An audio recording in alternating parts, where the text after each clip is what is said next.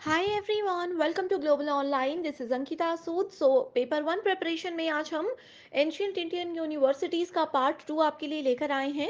Part one में हमने बहुत ही ज़्यादा फेमस कुछ इंपॉर्टेंट यूनिवर्सिटीज़ पढ़ ली थी एंड जो भी रिमेनिंग यूनिवर्सिटीज़ हैं उनको हम आज कवर करेंगे। तो स्टूडेंट्स, ये बहुत ज़्यादा ज़रूरी है कि आप सभी इस सेशन में एंड तक ज़रूर बने रहिएगा।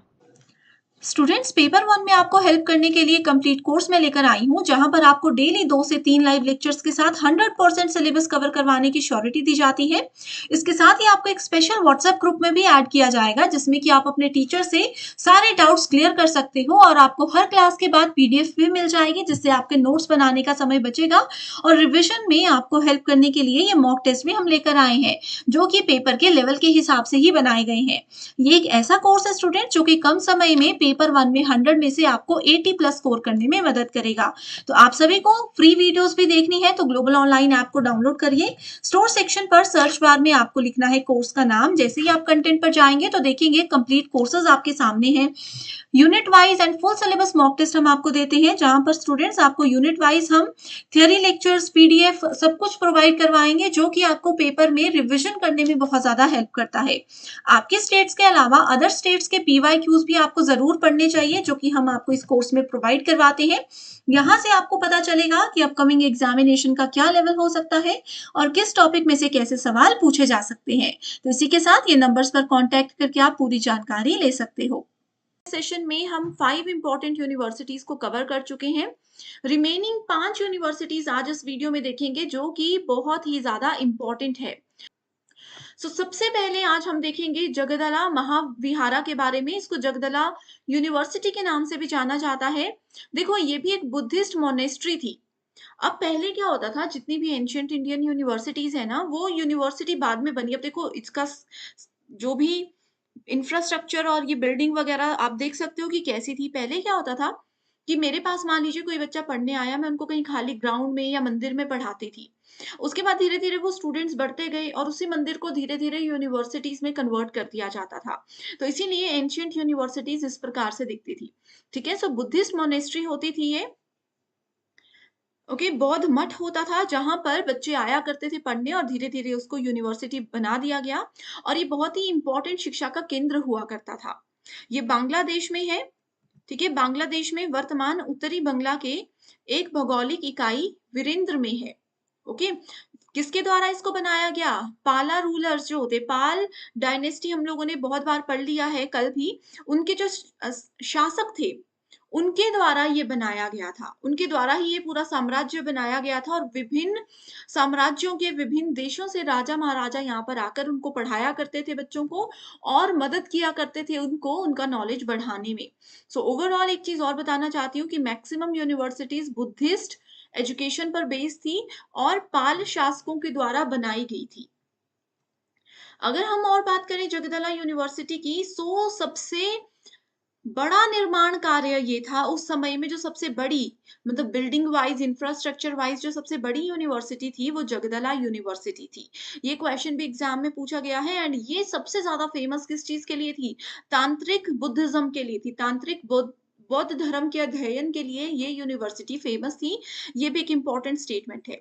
जैसे कल हमने पढ़ा था ना, बहुत सी यूनिवर्सिटीज युद्ध के लिए, लॉ सब्जेक्ट के लिए, पॉलिटिकल साइंस के लिए फेमस थी, वैसे ही तांत्रिक विद्या के लिए जगदला को सबसे प्रसिद्ध यूनिवर्सिटी माना जाता था। तो जो भी तांत्रिक विद्या जानना चाहते थे वो इसी यूनिवर्सिटी में आते थे।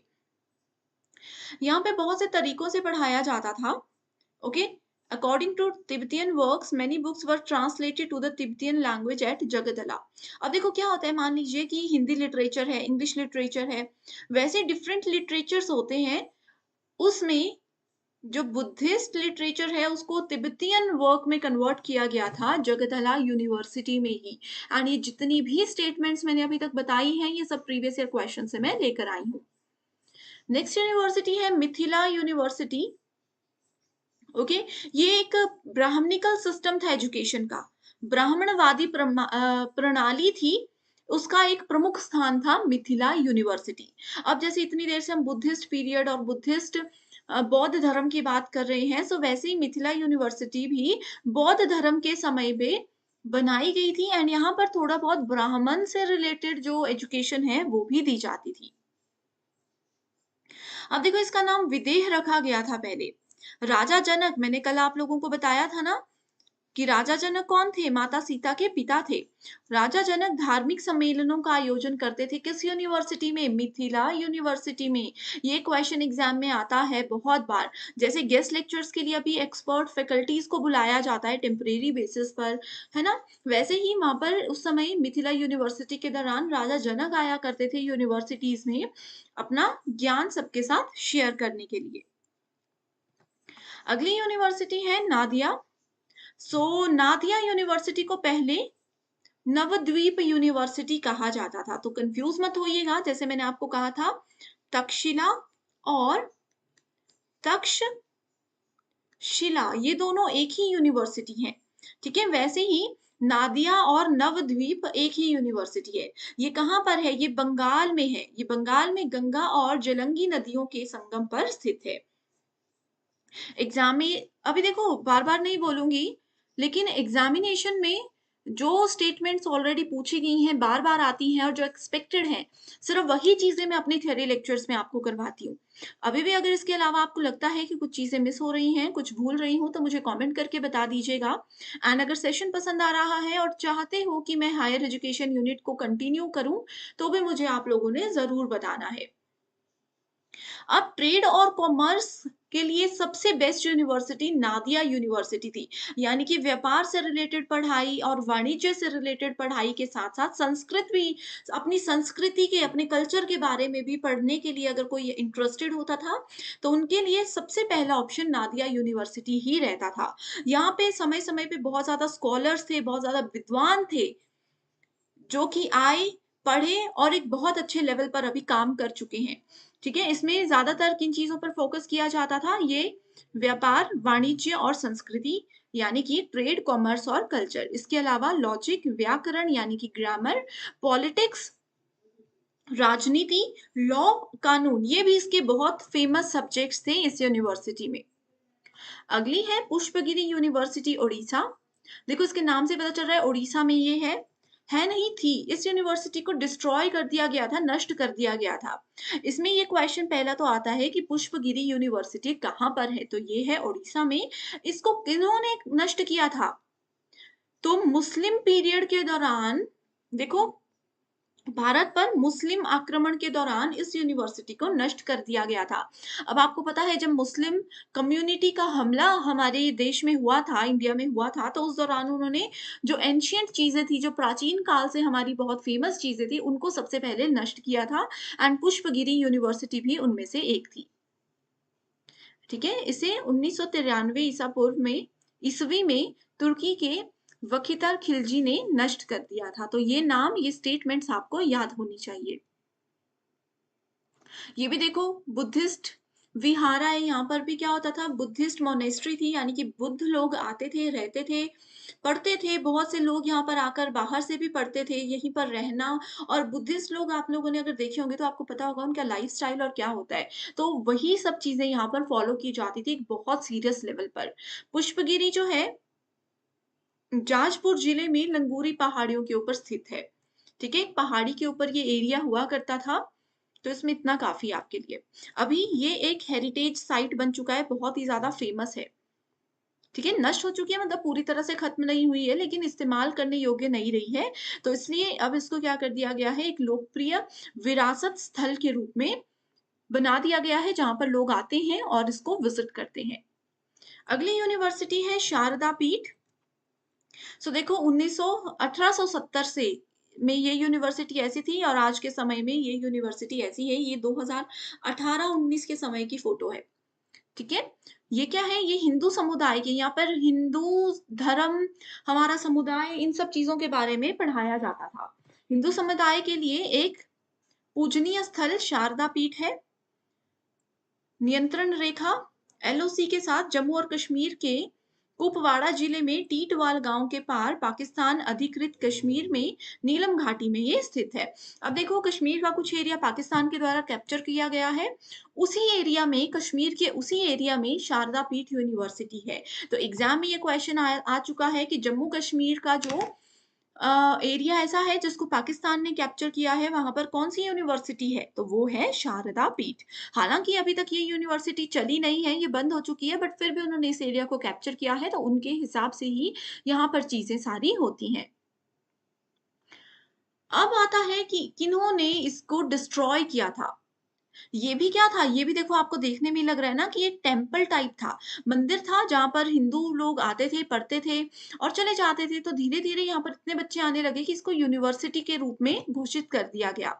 सिकंदर बुतशी खान जो थे, जिसने कश्मीर में इस्लाम की स्थापना के लिए क्रूर बल का प्रयोग किया था, उन्होंने ही इस मंदिर को नष्ट कर दिया था। तो ये भी कश्मीर में है क्योंकि कश्मीरियों ने यहाँ पर अटैक किया था और इसको नष्ट कर दिया था। एंड लगभग डेढ़ दशक तक पूज्य शारदा पीठ की तीर्थ यात्रा शुरू करने के लिए संघर्ष किया जा रहा था। तो देखो क्या हो रहा था, अभी जैसे काफ़ी एरियाज़ ऐसे होते हैं इंडिया में जो कि कश्मीर ने कैप्चर किए हैं। अमरनाथ यात्रा आई थिंक ये भी उसी प्रकार में आता है जहाँ पर कि लोगों को ट्रैवल करने दिया जाता है कि अगर आप लोग एक तीर्थ यात्रा के रूप में या फिर घूमने-फिरने के रूप में वहाँ पर जाना चाहते हो तो जा सकते हो। वैसे ही शारदा पीठ, शारदा माता हैं आपको पता है ना? पीठ मतलब मंदिर, तो शारदा माता का ये मंदिर हुआ करता था और लोगों की इसमें बहुत मान्यता थी। लोग चाहते थे कि हम अभी भी यहाँ पर जाएँ एक तीर्थ स्थल के रूप में दर्शन करने के लिए, लेकिन इस बात की परमिशन उनको नहीं दी गई कश्मीर के द्वारा बहुत प्रयत्न करने के बाद भी। ओके, सो ये कुछ क्वेश्चन एक मैं लेकर आई हूँ। पुराने समय में प्राचीन काल में कौन-सी यूनिवर्सिटीज़ ऐसी थी जो कि टेम्पल्स को कन्वर्ट करके बना दी गई थी एक यूनिवर्सिटी? आंसर क्या है? एक हमने अभी पढ़ा नवद्वीप, एक है बनारस हिंदू यूनिवर्सिटी। तो इसके बारे में अभी तक हमने नहीं पढ़ा है, एमसीक्यूज़ के साथ ही इसके सारे टॉपिक्स हम कवर करेंगे। एक और क्वेश्चन है देखो नालंदा यूनिवर्सिटी हमने पढ़ा। University of Nalanda, Takshashila and Vikramshila ancient Indian universities हैं जो कि अभी इंडिया में ही आती हैं। तो बिल्कुल गलत है। तीनों यूनिवर्सिटीज़ अभी इंडिया में नहीं आती हैं। मैंने आपको कल भी बताया था कि इंडिया पाकिस्तान, इंडिया नेपाल के विभाजन के दौरान कुछ यूनिवर्सिटीज़ दूसरी जगह चली गई हैं। तो ये क्वेश्चन में एक और होमवर्क क्वेश्चन मैंने आपको दे दिया। ग्रुप में इसका कमेंट इसका आंसर मुझे बताइएगा कि नालंदा, तक्षशिला और विक्रमशिला में से कौन-सी यूनिवर्सिटी ऐसी है जो कि इंडिया में अब नहीं आती है? जो स्टूडेंट्स ग्रुप में रिप्लाई करेंगे, उन्हीं की आगे की रिक्वेस्ट्स को पूरा किया जाएगा, ओके?